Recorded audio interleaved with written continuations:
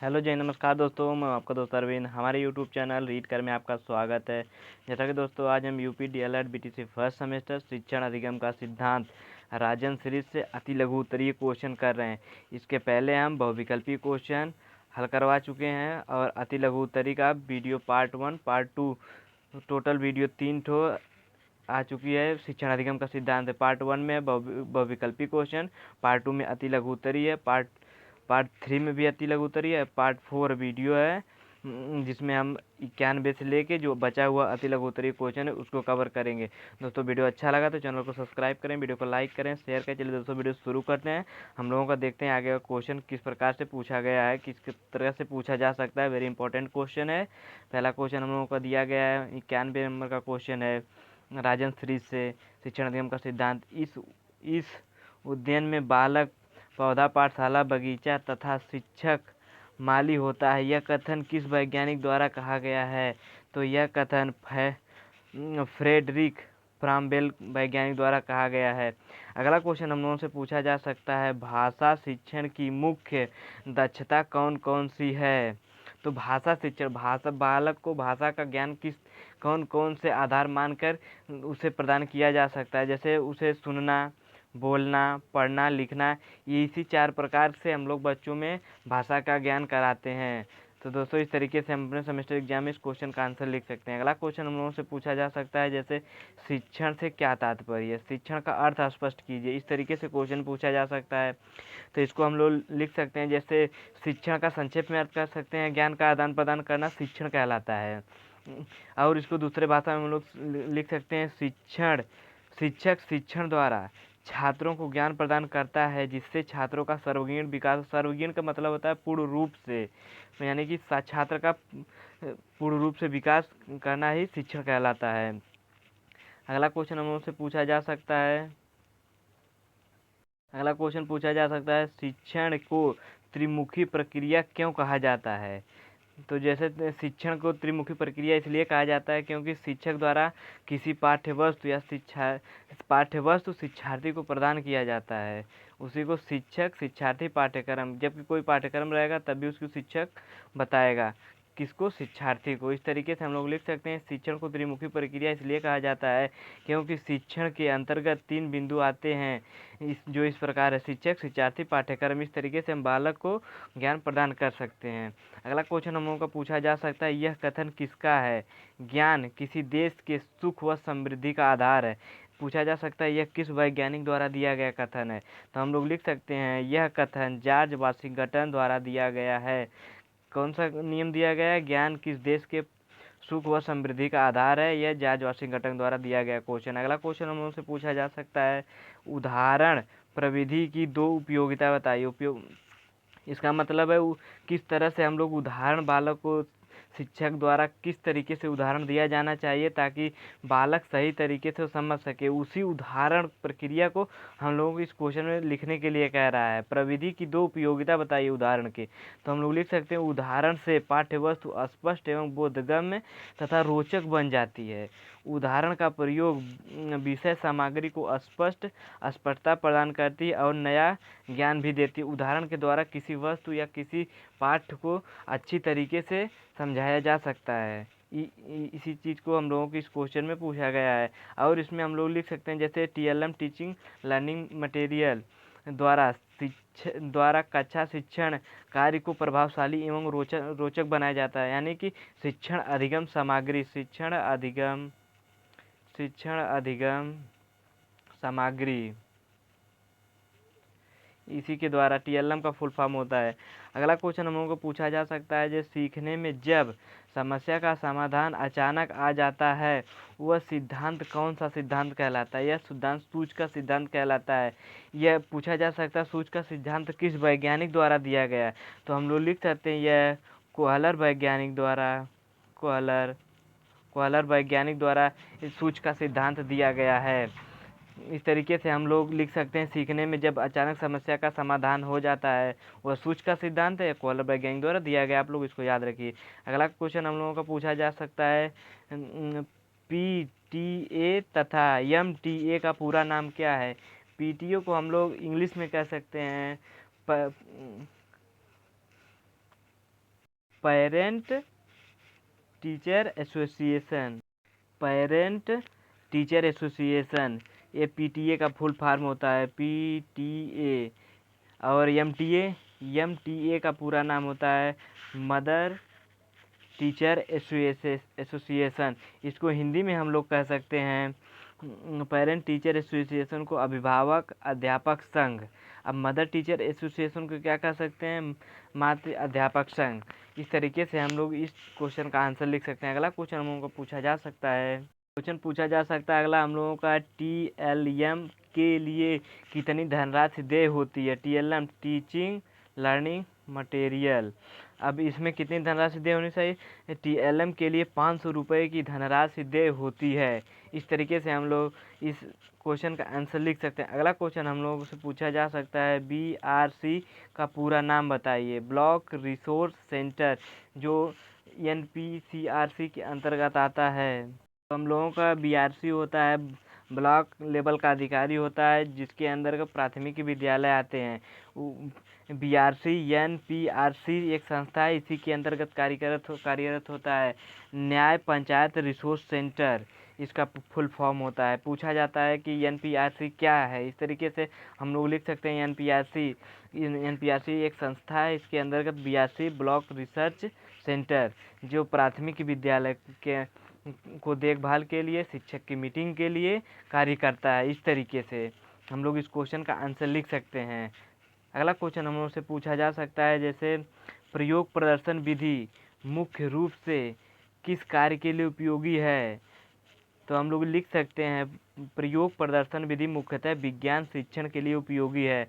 अगला क्वेश्चन हम लोगों से पूछा जा सकता है, बाल केंद्रित शिक्षण का क्या अर्थ है। बाल केंद्रित, पहले शिक्षक केंद्रित शिक्षा होती थी, जो शिक्षक कहता था उसी के अनुसार शिक्षक प्रणाली चलती थी, लेकिन अब इस समय बाल केंद्रित शिक्षा हो गई है। इसके अनुसार बाल केंद्रित शिक्षा वह शिक्षा है जिसमें बालक को केंद्र मानकर शिक्षा दी जाती है, यानी बालक को केंद्र मानकर शिक्षण कार्य किया जाता है। बाल केंद्रित शिक्षण की नवीन विधा है। इस तरीके से बाल केंद्रित शिक्षण का अर्थ हम लोग अपने सेमेस्टर एग्जाम में लिख सकते हैं। अगला क्वेश्चन हम लोगों से पूछा जा सकता है, शिक्षण पद्धति के अंतर्गत डाल्टन योजना का प्रतिपादन किसने किया। एक खेल पद्धति का नाम होता है डाल्टन पद्धति, किंडरगार्टन पद्धति, मॉन्टेसरी पद्धति, डाल्टन पद्धति। यह पद्धति खेल के अंतर्गत आती है। तो हम इस क्वेश्चन का आंसर हम लोग कैसे लिख सकते हैं, जैसे शिक्षण पद्धति के अंतर्गत डाल्टन योजना का प्रतिपादन किसने किया। शिक्षण पद्धति के अंतर्गत डाल्टन योजना का प्रतिपादन एक वैज्ञानिक हेलन पार्कहर्स्ट वैज्ञानिक के द्वारा यह शिक्षण डाल्टन योजना दी गई है, खेल पद्धति के अंतर्गत आती है। अगला क्वेश्चन पूछा जा सकता है हम लोगों से,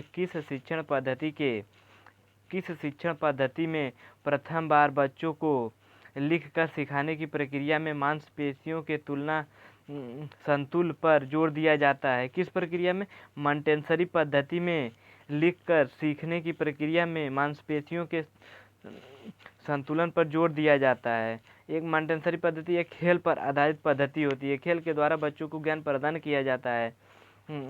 इस तरीके से हम लोग इस क्वेश्चन का आंसर लिख सकते हैं। अगला क्वेश्चन हम लोगों से पूछा जा सकता है, बहुकक्षा शिक्षण क्या है। बहुकक्षा शिक्षण वह शिक्षण होता है जिसमें 2 या 2 से अधिक कक्षा के छात्रों को इकट्ठा बैठाकर उनको शिक्षा प्रदान करना ही बहुकक्षा शिक्षण कहलाता है। इसको हम लोग किताबी भाषा में कैसे लिख सकते हैं, जैसे जब शिक्षण कार्य कई कक्षाओं के बच्चों को एक साथ बैठाकर किया जाता है तो ऐसा शिक्षण बहुकक्षा शिक्षण कहलाता है। बहुकक्षा शिक्षण की नई विधा है। इस तरीके से हम लोग इस क्वेश्चन का आंसर लिख सकते हैं। अगला क्वेश्चन हम लोगों का पूछा गया है, प्ले वे पुस्तक के लेखक कौन है। प्ले वे पुस्तक के लेखक हैं हेनरी काल्डवेल कुक, इन्हीं के द्वारा प्ले वे बुक दी गई है, प्ले वे बुक। इस तरीके से अगला क्वेश्चन हम लोगों का पूछा जा सकता है, वी.डी. भाटिया के अनुसार प्रेरणा सिद्धांत क्या है। 1 नंबर में क्वेश्चन पूछा जा सकता है, वी.डी. भाटिया के अनुसार कौन सा सिद्धांत दिया गया। प्रेरणा का सिद्धांत दे देगा ऑप्शन में। इस तरीके से हम लोगों का राइट आंसर हो जाएगा प्रेरणा का सिद्धांत। अब इसको हम लोग कैसे लिख सकते हैं, जो प्रेरणा का सिद्धांत भाटिया के द्वारा किस प्रकार दिया गया है, किस पर बल देता है। प्रेरणा सिद्धांत रुचि पैदा करती है जब वह एक बार किसी विषय में रुचि लेने लगता है तो वह उसे ध्यानपूर्वक पढ़ता अथवा करता है, वह उसमें ध्यानमग्न होकर कोई कार्य करता है। इस प्रकार सीखने का कार्य आसान हो जाता है, चाहे वह आगे कठिन ही क्यों ना हो। इस तरीके से प्रेरणा, जब किसी बालक का किसी चीज़ में प्रेरणा यानी मन लग गया तो वह उस कार्य को सुगमता से कर सकता है। यही भाटिया जी बताने का प्रयास किए अपने प्रेरणा के सिद्धांत में। अगला क्वेश्चन हम लोगों से पूछा जा सकता है, अपेक्षित अधिगम प्रतिफल क्या है? अपेक्षित अधिगम प्रतिफल हम लोग इसको लिख सकते हैं अपने सेमेस्टर एग्जाम, जैसे न्यूनतम अधिगम स्तर के अंतर्गत निर्धारित दक्षता की संप्राप्ति ही अपेक्षित अधिगम प्रतिफल कहलाती है। जैसे न्यूनतम कम से कम अधिगम सामग्री के अंतर्गत निर्धारित दक्षता यानी क्षमता शिक्षा दी जाए, कम से कम सामग्री के अंतर्गत शिक्षा प्रदान करना ही अपेक्षित अधिगम प्रतिफल कहलाता है। अगला क्वेश्चन हम लोगों से पूछा जा सकता है, जैसे दिया गया क्वेश्चन, अगला क्वेश्चन हम लोगों का दिया गया है, किन्हीं 4 शिक्षण सूत्रों के नाम बताइए। तो जैसे सरल से कठिन की ओर शिक्षण सूत्र, स्थूल से सूक्ष्म की ओर, ज्ञात से अज्ञात की ओर, पूर्ण से अंश की ओर। अब इसको हम लोग पूरा अलग अलग कैसे डिफाइन कर सकते हैं। जैसे सरल से कठिन की ओर मतलब किसी बालक को पहले आसान शब्दों में उसे ज्ञान प्रदान करते हुए धीरे धीरे हम कठिन की तरफ यानी जटिल तरफ की क्वेश्चन की तरफ हम लोग जैसे जैसे बढ़ते हैं, इस पद्धति इस शिक्षण को हम लोग सरल से कठिन की ओर या सरल से जटिल की ओर पद्धति कहते हैं। अब स्थूल से सूक्ष्म की ओर क्या है, जैसे हम किसी बालक, जैसे शिक्षक जब किसी बालक को या शिक्षार्थी को शिक्षा प्रदान करता है तो उसे एकदम जीरो से, जैसे किसी या गिनती को सिखा रहा है तो 1 2 0 1 2 3 इस तरीके से सिखाएगा, यह स्थूल कहलाता है। और सूक्ष्म क्या कहलाता है, जैसे जब गिनती सिखा दिया गया उसमें 2 धन 3 बराबर 5 इस तरीके से या 2 धन 5 बराबर 7 इस तरीके से स्थूल होता है। अब ज्ञात से अज्ञात की ओर क्या होता है, जैसे ज्ञात से अज्ञात की ओर, जैसे पहले से कोई उसे जैसे शब्द से ही स्पष्ट हो रहा है ज्ञात, जो पहले से कोई ज्ञान उसे पहले से पता है यानी कुछ ज्ञात है उसे, उसमें और उसी के आधार पर ज्ञान प्रदान करना ही ज्ञात से अज्ञात की ओर शिक्षण सूत्र कहलाता है। अब अगला क्या है, पूर्ण से अंश की ओर।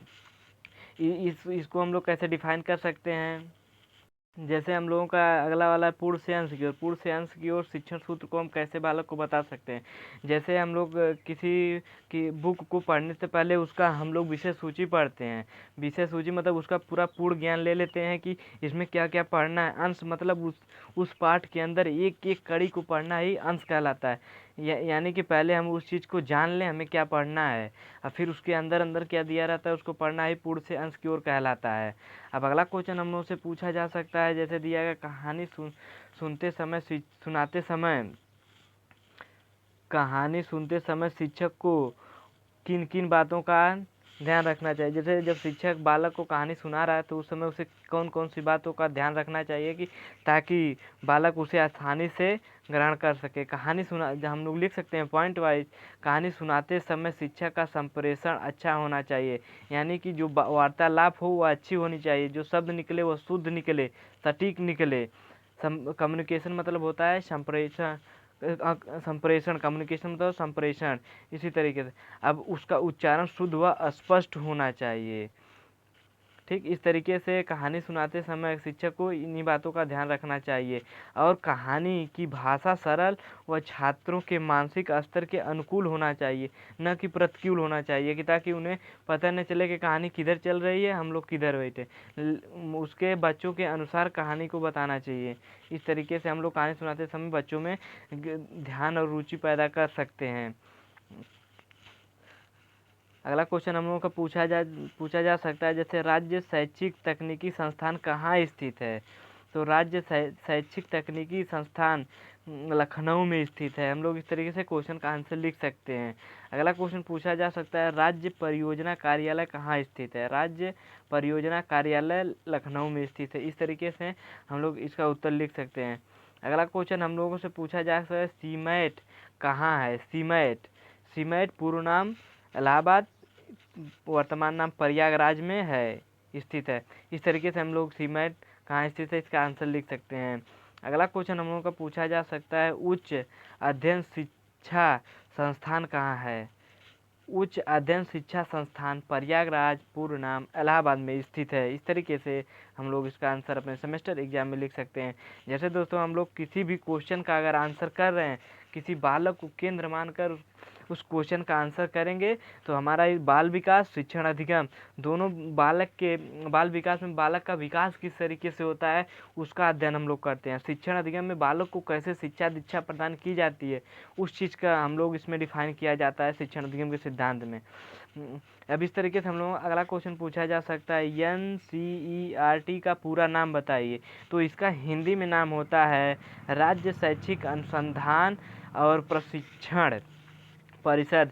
इस तरीके से इसका अंग्रेजी में नाम होता है और इसका अंग्रेजी हिंदी में नाम इस तरीके से होता है और इंग्लिश में हम लोग कह सकते हैं national council of education research and training NCERT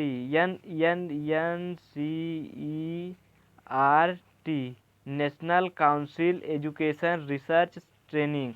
इस तरीके से हम लोग इसको क्वेश्चन को आंसर लिख सकते हैं। अब पूछा जा सकता है इसका गठन कब हुआ है। तो इसका गठन हम लोग लिख सकते हैं 27 जुलाई सन 1961 ईस्वी में NCERT का गठन हुआ। अब पूछा जा सकता है NCERT को पूर्ण रूप से लागू किस वर्ष किया गया यानी कि कब से संचालित हुआ है। तो 1 सितंबर 1961 ईस्वी से NCERT पद्धति लागू की गई है। तो इस तरीके से इसमें से 3 टाइप से क्वेश्चन पूछा जा सकता है। NCERT का फुल फॉर्म पूछा जा सकता है, NCERT का गठन कब हुआ है, NCERT कब से लागू किया गया है यानी कब से चल रहा है। तो इसका 27 जुलाई 1961 में NCERT का गठन किया गया। 1 सितंबर 1961 से यह चल रहा है। इस तरीके से हम NCERT को समझ सकते हैं, अपने सेमेस्टर एग्जाम में लिख भी सकते हैं। अगला क्वेश्चन हम लोगों का पूछा जाए, वेरी इंपॉर्टेंट क्वेश्चन है। क्वेश्चन पूछा जाता है बहुविकल्पी में पूछा जाता है, लघु उत्तरी में, अति लघु उत्तरी में पूछा जाता है। अगला क्वेश्चन हम लोगों का दिया गया है NCERT का पूरा नाम बताइए। देखिए 2 बार क्वेश्चन एक ही क्वेश्चन 2 बार पूछा जा चुका है।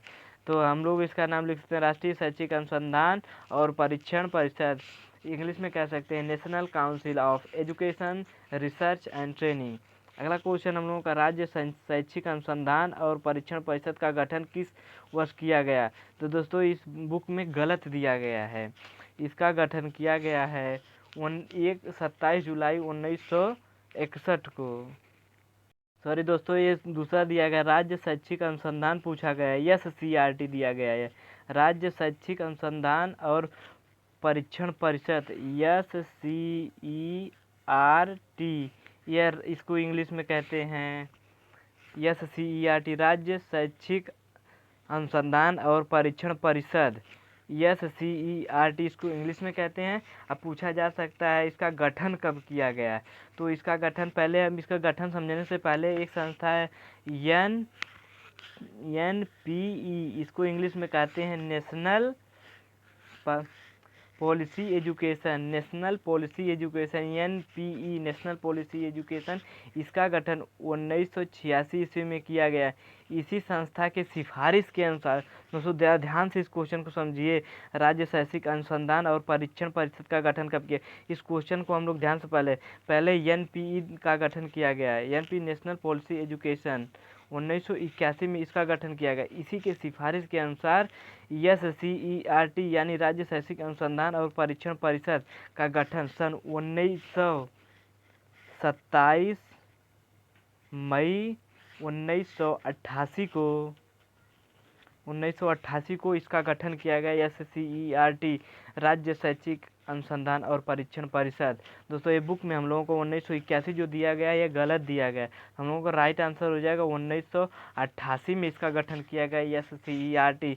दोस्तों इस क्वेश्चन को आप लोग, इसलिए हम इस क्वेश्चन को ज़्यादा समय दे रहे हैं ताकि सीरीज में भी गलत दिया गया है, आप लोग इसको सही से जानकारी ले सकते हैं। पूछा जा इसमें कुछ सीरीज हम लोग सेमेस्टर एग्जाम पूछा भी जा सकता है NPE क्या है। तो NPE एक संस्था है जो नेशनल पॉलिसी एजुकेशन, इसका गठन 1981 में किया गया है, अरे सॉरी 1986 में, समझ भूल गए थे सॉरी, 1986 में इसका गठन किया गया NPE का 1986 में। अब इसका 1988 में गठन किया गया है SCERT। इस तरीके से हम लोग इस क्वेश्चन का आंसर लिख सकते हैं। अगला क्वेश्चन हमसे पूछा जा सकता है, फिर से आप लोग देख सकते हैं, जैसे एनपीई का गठन 1986 में, एससीईआरटी का 1988 में, नेशनल पॉलिसी एजुकेशन अब और ये हम लोगों का 1988 में, ना कि 1981 में किया गया। अगला क्वेश्चन हम लोगों से पूछा जा सकता है, जैसे दिया गया क्वेश्चन हम लोगों का, सूक्ष्म शिक्षण के 4 चरण यानी स्टेप बताइए। सूक्ष्म शिक्षण किस तरीके से हम लोग दे सकते हैं? तो सूक्ष्म शिक्षण योजना, पाठन, पुनर्भरण, पुनर्शिक्षण, पुनर्योजन, पुनर्भरण बैंक द्वारा, इस तरीके से हम सूक्ष्म शिक्षण को दे सकते हैं। एक सूक्ष्म होता है, एक स्थूल होता है। स्थूल का मतलब हम एकदम जीरो से, और सूक्ष्म मतलब हम लोग उसके आगे से ज्ञान प्रदान करते हैं। यही हम लोगों का सूक्ष्म शिक्षण के 4 चरण, जैसे इस तरीके से हम लोग चरण योजना, पाठ्य योजना, पुनर्भरण, पुनर्शिक्षण, पुनर्योजना, पुनर्भरण बैंक, इस तरीके से हम इस क्वेश्चन का आंसर लिख सकते हैं। अगला क्वेश्चन हम लोगों को पूछा जा सकता है, अगला क्वेश्चन हम लोगों का दिया गया है, गतिविधि से आप क्या समझते हैं? गतिविधि यानी कि बालक को शिक्षक द्वारा शिक्षा देते समय किस किस गतिविधि का उपयोग किया जाता है कि ताकि बालक उसमें ध्यानपूर्वक अपना ध्यान लगा के शिक्षा को ग्रहण कर सकें। इसी गतिविधि को हम लोगों को इस क्वेश्चन के आंसर में लिखना है।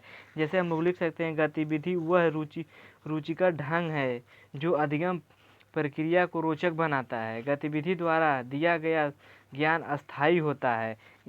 यानी कि शिक्षक की गतिविधि किस तरह की है, वह बालक पर बहुत प्रभाव डालती है। अगर शिक्षक अधिक गुस्सा से किसी चीज़ को पढ़ा रहा है तो बच्चे के अंदर डर पैदा हो जाती है, तब वह किसी चीज़ को डर से जो सीखा रहता है उसे जल्दी से भूल जाए। यानी कि बालक को शिक्षक को एकदम अस्थायी होकर उसे गतिविधि को रोचक बनाकर, ध्यानपूर्वक बनाकर उस चीज़ को बताना चाहिए। इस तरीके से हम लोग इस क्वेश्चन का आंसर लिख सकते हैं, जैसे इस तरीके से दिया गया हमारे सीरीज में। अगला क्वेश्चन हम लोगों को पूछा जा सकता है, शिक्षण कौशल से आप क्या समझते हैं? तो शिक्षण कौशल, शिक्षण देते समय किन किन बातों का हमें ध्यान रखना चाहिए, इस क्वेश्चन को हमको इस तरीके से आंसर देना है। जैसे शिक्षण कौशल वह आधार है जिससे अध्यापक शिक्षण कार्य प्रभावी तथा रोचक ढंग से संपादित कर सकता है। अगला, गेज के अनुसार शिक्षण कौशल, एक वैज्ञानिक है, गेज के अनुसार ये इन्होंने बताया, शिक्षण कौशल को एक विशेष अनुदेशन क्रिया है जिसका प्रयोग अध्यापक अपने कक्षा में करता है बालक को ज्ञान देते समय, यानी शिक्षा प्रदान करते समय। अगला क्वेश्चन हम लोगों से पूछा जा सकता है, किन्हीं 4 शिक्षण प्रविधियों के नाम बताइए। किन्हीं 4 शिक्षण प्रविधियों के नाम बताइए। तो इसको हम लोग लिख सकते हैं, प्रश्नोत्तर प्रविधि जो सुकरात द्वारा दिया गया, गतिविधि, व्याख्यान, विवरण। इस तरीके से हम लोग इस क्वेश्चन का आंसर लिख सकते हैं। में पूछा गया किन्हीं 4 शिक्षण प्रविधि के नाम पूछा गया। इसी तरीके से दूसरा क्वेश्चन पूछा जाता है, किन्हीं 4 शिक्षण सूत्रों को पूछा जाता है जो सरल से कठिन, स्थूल से सूक्ष्म की ओर, ज्ञात से अज्ञात की ओर, पूर्ण से अंश की ओर होता है। गतिविधि, प्रविधि और सूत्रों में आप लोग कंफ्यूज मत होइए। इस तरीके से जैसे पूछा जा सकता है, किन्हीं 4 शिक्षण सूत्रों के नाम बताइए जो सरल से कठिन की ओर होता है, इस तरीके वाला जो होता है उसका आंसर होगा। जो 4 शिक्षण प्रविधि का क्वेश्चन पूछा जाता है जो इस तरीके से है। तो इस वीडियो में बस इतना ही। अगले वीडियो में हम लोग लघु उत्तरी को करेंगे, जो बड़ा वाला क्वेश्चन होता है, 2 नंबर में पूछा जाता है हमारे सेमेस्टर एग्जाम में। इसका आंसर हम लोग किस टाइप से लिखेंगे अगले वीडियो में हम लोग डिस्कस करेंगे। दोस्तों वीडियो अच्छा लगा तो वीडियो में कमेंट जरूर करें, वीडियो को लाइक करें, शेयर करें। फिर इसके बाद हम लोग लघु उत्तरी क्वेश्चन डिस्कस करेंगे। ठीक है दोस्तों, वीडियो अच्छा लगा तो चैनल को सब्सक्राइब करें, वीडियो को लाइक करें। आप अपना फीडबैक जरूर देंगे, वीडियो कैसा लगा। अपने दोस्तों के साथ अपने स्कूल के ग्रुप में वीडियो को जरूर शेयर करें, अपने दोस्तों के मित्रों के साथ। धन्यवाद दोस्तों।